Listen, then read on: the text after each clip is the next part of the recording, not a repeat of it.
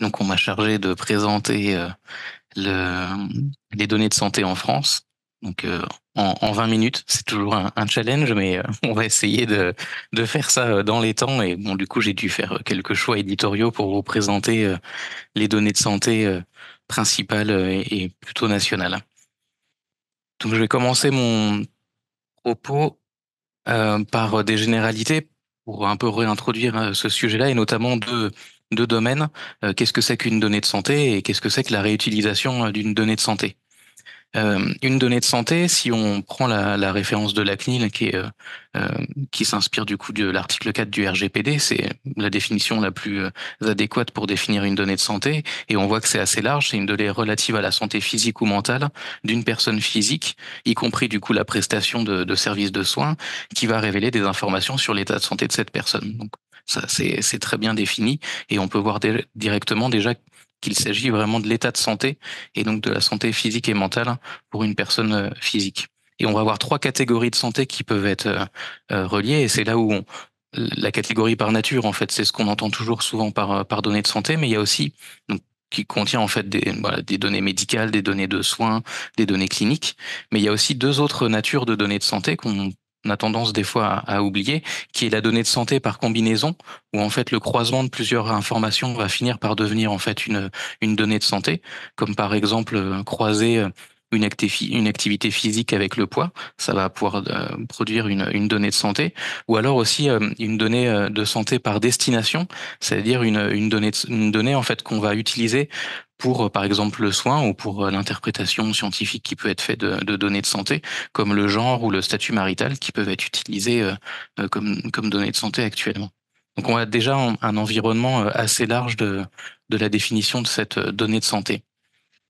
Et après, ce qu'on utilise comme définition pour la réutilisation de données, et notamment du coup de santé qui nous intéresse ici, j'ai trouvé cette définition qui a été faite par la délégation ministérielle au numérique en santé quand ils sont intéressés à l'espace européen des données de santé, donc un document sur la préfiguration du règlement européen pour le futur EHDS, et qui définit justement, je trouvais très bien cette utilisation primaire d'un côté des données de santé et secondaire ou alors la réutilisation des données de santé. Et c'est vrai qu'on va vraiment avoir ce distinguo de pourquoi la donnée a été récoltée, donc ça va être l'utilisation primaire de la donnée de santé, donc souvent en fait on va dire dans le cadre du soin, en fait le traitement de la donnée de santé électronique va être fait pour évaluer, maintenir, rétablir l'état de santé d'une personne physique, y compris du coup tout ce qui va être prescription médicamenteuse, actes réalisés, dispositifs médicaux. Et également toutes les données pour lesquelles on va avoir un recours au service de sécurité sociale, administratif ou de remboursement. Donc, en fait, tout ça, ça va être l'utilisation primaire donc de ces données-là. Et en fait, on va pouvoir réutiliser ces données-là secondairement, c'est-à-dire une fois qu'elles sont collectées, on peut les utiliser pour d'autres fins. Et c'est ça qu'on va appeler l'utilisation secondaire des données de santé. Et là, il y a plusieurs possibilités, des statistiques publiques pour du suivi, par exemple, de santé, des activités d'intérêt public comme la surveillance en santé publique, la recherche scientifique, évidemment, aussi le développement d'innovation ou de produits et des activités d'éducation, d'enseignement autour du secteur de la santé. Donc ouais, on a vraiment cette dichotomie qui est intéressante à remettre un peu à plat au démarrage parce que justement ça montre un peu comment est-ce que ces données-là ont été récoltées puisque l'objectif principal au démarrage souvent de la collecte des données de santé elle est faite pour son utilisation primaire et souvent, quand on veut la réutiliser secondairement une fois qu'elle est collectée, bah, on va être obligé de s'adapter un peu au fait qu'elle n'avait pas été récoltée dans l'objectif qu'on veut faire, par exemple de recherche, mais plutôt dans un objectif de soin. Et donc, on va être obligé de s'adapter méthodologiquement à la qualité de l'information ou au recueil de l'information qui est fait. Et ça nécessite aussi des dispositifs réglementaires. On en reparlera un petit peu à la fin. Quand on regarde le panorama des données de santé en France, bah, du coup, il est très large, hein, c'est un peu comme au niveau européen ou mondial. On va avoir des données médicales plutôt d'un côté, avec des données qui vont provenir du coup du soin, avec des informations cliniques très précises, qui sont faites soit par les médecins directement en ville ou alors par les hôpitaux. Donc, on va souvent retrouver ces données-là dans des entrepôts de données de santé, donc qui peuvent être hospitaliers ou de médecine de ville. Donc ça, c'est un aspect que je vous présenterai. On va avoir des bases de données médico-administratives. Donc là, le plus connu qui est le Système national des données de santé, le SNDS, qui contient du coup des données vraiment de remboursement, les données de la carte vitale en France. Donc je reviendrai aussi sur ce point-là. Et après, on a beaucoup d'autres données. Donc j'ai fait le choix de pas toutes les présenter parce que sinon il me faudrait plus de 20 minutes. Mais du coup, dans les données scientifiques, on va retrouver un peu toutes les données de cohorte, donc d'une très grande richesse d'informations, souvent sur des populations plus petites que les deux données précédentes. On va trouver des données de vie réelle, donc qui sont récoltées par des objets connectés, qui sont récoltées sur Internet ou par des études médicales. On va avoir des données contributives, donc c'est plutôt en fait des données déclaratives, donc des questionnaires qu'on peut faire auprès de la population et des données assez, je dirais agrégées, en fait, des données statistiques, où là, ça va être des données parfois d'ailleurs issues des données médicales ou médico-administratives, mais qui sont plus du coup au niveau individuel et qui représentent du coup une agrégation d'informations restituées. Et donc, du coup, je vais vous présenter ces deux premiers grosses données, on va dire, à l'échelon national, le SNDS, donc le Système national des données de santé, et les entrepôts de données de santé. Donc le système national des données de santé, juste un petit rappel de comment il a été constitué, parce que c'est ça qui montre un peu comment la base existe aujourd'hui. Le SNDS, donc ça vient des années 90 en fait, avec la mise en place des objectifs nationaux des dépenses d'assurance maladie, donc l'ONDAM, qui a été mis en place par le plan Juppé. Et du coup, la nécessité en fait pour atteindre et définir ces objectifs, de suivre en fait la globalité des dépenses d'assurance maladie. Et donc, il a été créé en 96 le SNIRAM, Système national interrégime de l'assurance maladie. Et cette base en fait, elle a été vraiment constituée justement pour ce suivi de dépenses. C'est ça qui expliquera un peu ce qu'on peut trouver comme données et que je vous présenterai après. Autre mise en place un peu en parallèle, qui a été la réforme de l'hospitalisation, notamment la mise en place du PMSI, donc du programme de médicalisation des systèmes d'information dans les années 90, et du coup j'allais dire nationalisation, mais c'est pas ça, cette centralisation par l'Agence technique de l'information sur l'hospitalisation, l'ATIH, dans les années 2000, avec notamment la mise en place de la tarification à l'activité, donc pour facturer et suivre l'activité des hôpitaux en France. Donc ça a été fait en fait un peu en parallèle du de la réforme liée à l'ONDAM et donc de la création du SNIRAM, ce qui fait que c'est cette base-là d'assurance maladie d'un côté de ville et d'hospitalisation, en fait, elles ont été rapidement rapprochées, donc dans ce fameux SNIRAM. Et en 2016, avec la loi de modernisation du système de santé, il a été décidé du coup d'enrichir ces données donc d'assurance maladie et d'hospitalisation, donc avec cette nouvelle base de données qu'on a appelée le Système national des données de santé, et de l'ouvrir aussi beaucoup plus largement pour cette réutilisation secondaire qui peut être faite des données. Euh, cette euh, cette création du SNDS, elle s'est accompagnée à ce moment-là du coup du coup d'une volonté d'alimenter plus de données dans le SNDS, et il a été directement mis notamment les données du CEPIDC à cette époque-là. Et donc ça, on en arrive un peu à la structuration de la base telle qu'on l'a aujourd'hui. Donc le SNDS, en fait, il récupère donc les données d'assurance maladie d'un côté, les données du PMSI avec la TIH d'un autre côté, les données de cause de décès qui proviennent du CEPIDC de l'INSERM. Et il avait été prévu dans l'élargissement des données d'avoir les données des handicaps avec les maisons des handicaps, les MDPH, et d'avoir aussi une extraction, un échantillonnage des organismes complémentaires qui a été plus ou moins abandonné, je crois, en tout cas dans une perspective rapide, alors que les MDPH devraient être intégrés au SNDS dans pas très longtemps. Donc, pour vous détailler un peu chacune de ces données, je vais repartir un peu du coup sur ces trois types de données qui existent actuellement: les données d'assurance maladie, les données d'hospitalisation et les données des causes de décès. Euh, donc vous allez voir, hein, c'est vraiment, on appelle ça une base médico-administrative, c'est parce que vraiment ça vient de la gestion administrative des remboursements ou de la gestion de l'activité en fait hospitalière. Donc sur les données d'assurance maladie, donc c'est une base qui s'appelle le DCIR.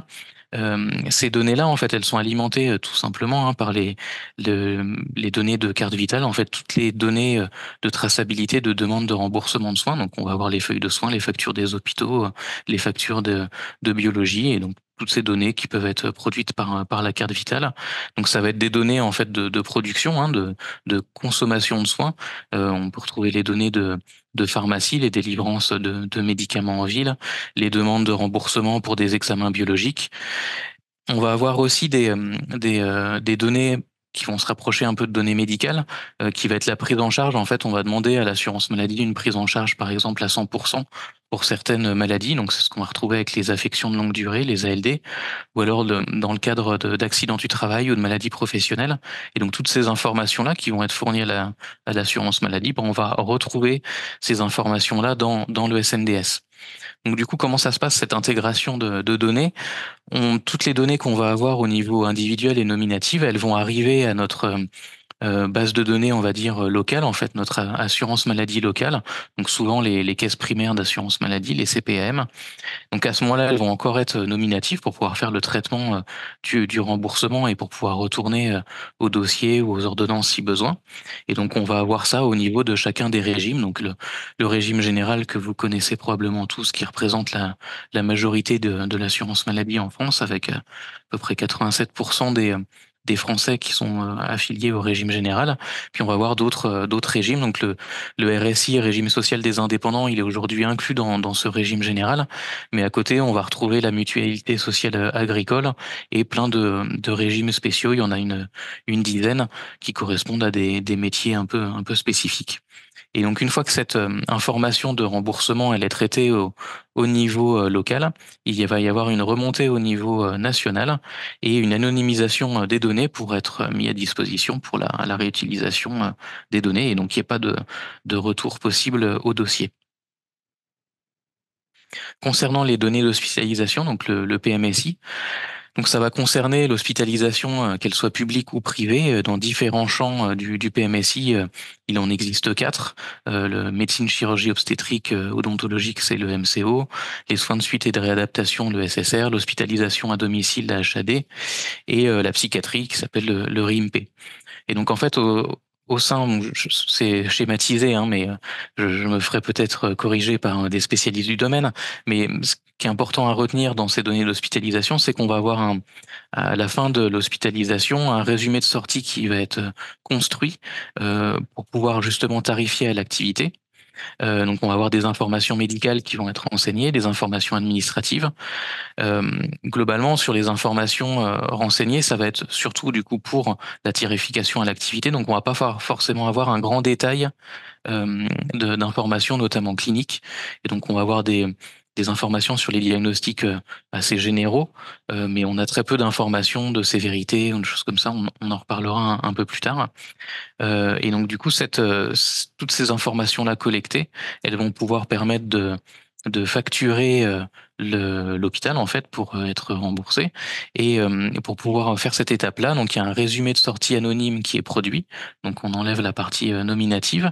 Elle est envoyée aux ARS et à l'assurance maladie justement pour le paiement des hospitalisations, et elle est envoyée à la TIH pour la centralisation des données, et c'est via ce lien-là qu'elle va être restituée ensuite dans le SNDS. Donc on va vraiment avoir dans le SNDS la partie résumé de sortie anonyme.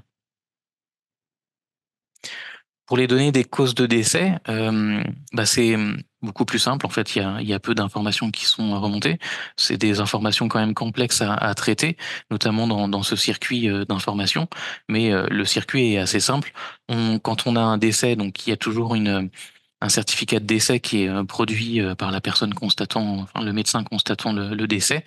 Donc il est constitué de deux volets, un volet administratif qui est nominatif où il n'y a pas de cause de décès qui en sont renseignées, et un volet médical qui est anonyme et avec les causes de décès qui sont renseignées, qui part de la cause immédiate qui a causé vraiment le décès et qui remonte aux causes intermédiaires et initiales qui ont pu processus morbide qui ont pu arriver justement au décès. Et en fait, ces deux volets, le volet vont être envoyés à la mairie, le volet anonyme avec uniquement les données nominatives et pas de cause de décès vont être envoyées à l'INSEE pour justement le suivi de la population. Et nous, les données médicales qui nous intéressent, le volet anonyme avec les causes de décès, elles vont être envoyées aux ARS et elles vont finir au CEPIDC qui va centraliser ce recueil des causes de décès et va en faire un codage qui va ensuite être restitué dans le SNDS, toujours de manière anonyme. Donc, qu'est-ce qu'on peut faire avec ces données-là qu'on a aujourd'hui? L'intérêt du SNDS actuellement, c'est surtout la taille et la représentativité de la base de données. On a vraiment une base de données populationnelle. C'est l'avantage du système d'assurance maladie française, puisqu'on a une assurance maladie qui est universelle et obligatoire, et on a un régime principal, le régime général, qui regroupe quasiment toute la population française et après différents régimes autres qui sont alimentés.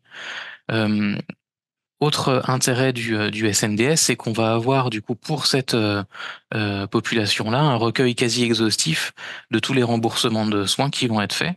Donc tout ce qui est remboursé par l'assurance maladie, on va en avoir une trace avec une qualité contrôlée par tout le processus de recueil d'informations.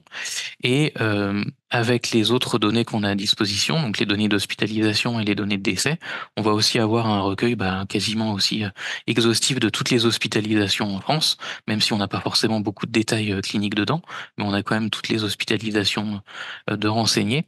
Et pareil sur les décès, on va avoir un recueil quasi exhaustif de tous les décès avec les causes de décès qui sont alimentées. Donc on a quand même une partie d'information populationnelle qui est très intéressante, pas forcément très riche, mais en tout cas très complète. Autre intérêt du SNDS, c'est que l'historique remonte on va remonter jusqu'à 20 ans. Les premières données exploitables datent de 2005-2006 actuellement, donc on va bientôt y arriver. Et donc ça va faire une base de données très riche pour cette raison-là aussi. Et c'est aussi une source de données qui est a priori pérenne jusqu'à que l'assurance maladie ou le système français en décide autrement. Mais en tout cas, il n'y a pas de raison que à l'heure actuelle, cette base de données-là disparaisse. Et elle est actuellement ouverte à toute la réutilisation de données possible. Et donc, du coup, l'accès a été grandement facilité par cette loi de modernisation du système de santé en 2016. Les limites un peu du SNDS, donc c'est vraiment plutôt au niveau de la richesse d'informations qu'on va avoir en fait. On a des informations très complètes, mais on a très peu d'informations sur des détails qui nous intéressent souvent quand même quand on veut faire de la surveillance de santé publique ou de la recherche. Sur l'information clinique, on va avoir peu d'informations souvent sur le stade de la maladie, sur la gravité, la sévérité, ce qui est toujours un peu embêtant. On n'a pas de notion de symptômes. On va vraiment avoir le diagnostic principal qui a motivé l'hospitalisation, des diagnostics associés qui sont codés, mais au final, c'est surtout dans le but du suivi de l'activité et donc pas dans le but du soin. Donc, on a une information clinique assez agrégée. On a pas les résultats des examens qui sont demandés, donc on sait qu'ils ont été remboursés, mais par contre on ne sait pas quel a été le résultat de l'examen, ce qui pose quand même plutôt problème quand on s'intéresse à ça. On a très très peu d'informations comportementales, tout ce qui va être consommation d'alcool, de tabac, on n'aura aucune information. On va retrouver peut-être des approximations via les consommations de soins qui peuvent en découler, mais de toute façon ça ne fera que approcher ces données-là et on n'en aura jamais une certitude. Sur les informations socio-économiques, on va avoir des informations un peu agrégées autour de la caractéristique de la population, mais au final, c'est pas des informations personnelles, individuelles. Donc, on a aussi peu d'informations de ce côté-là.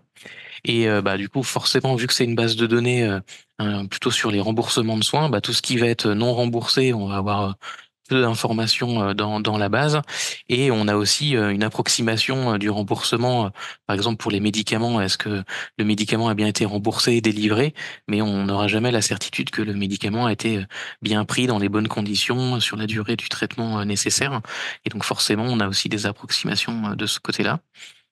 Et le dernier point qui est une des grosses limites aussi du SNDS, c'est que tout ce qui va être soins à remboursement forfaitaire, c'est souvent le cas dans les hôpitaux où en fait, comme on a une tarification à l'activité, on va avoir peu d'informations précises sur les délivrances de médicaments notamment qui sont faites. Et donc du coup, ça donne vraiment une boîte noire en fait à chaque fois qu'il y a une hospitalisation dans le SNDS, on va avoir peu d'informations sur tous les soins faits, sur tous les actes réalisés qui nécessitent pas un codage spécifique pour le forfait. Je vais passer maintenant aux entrepôts de données de santé. J'espère que je suis toujours dans les temps. Les entrepôts de données de santé, donc c'est on va dire, ça peut être constitué en fait de différents paramètres. On va avoir une origine variée des données. Du coup, on va avoir des données de soins, des données sociodémographiques, des données biologiques.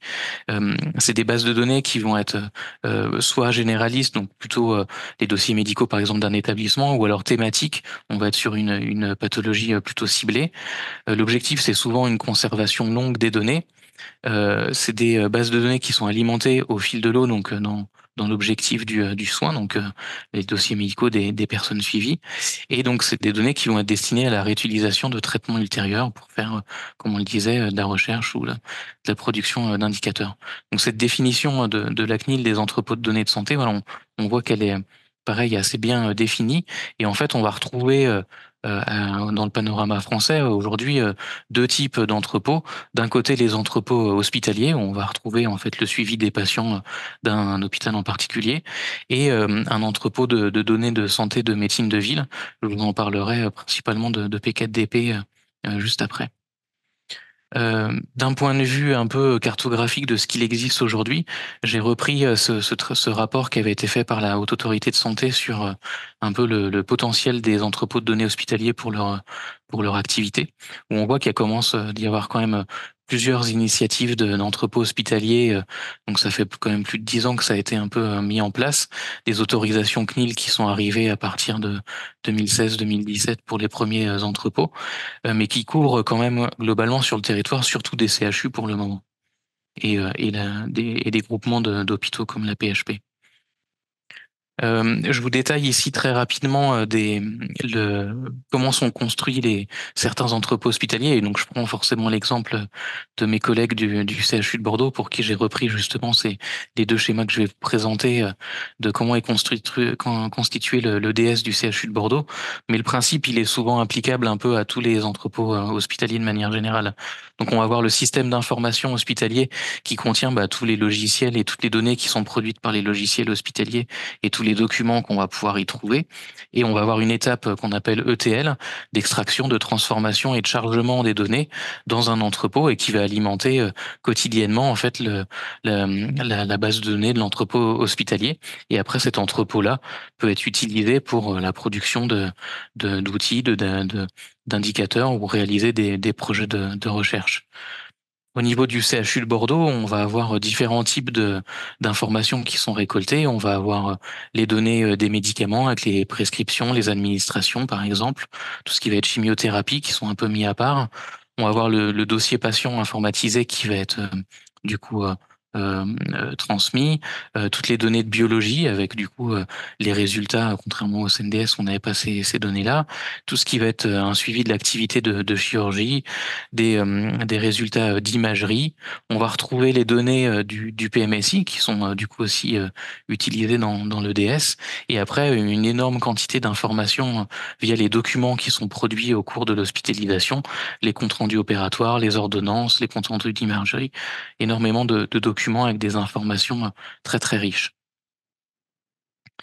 Pour aller sur le côté ville, l'exemple que j'ai repris là est l'entrepôt P4DP, qui est peut-être le futur entrepôt de médecine de ville le plus gros pour le côté français. L'objectif, c'est d'avoir un échantillonnage de, de médecins en France qui couvrent de manière maximale le territoire.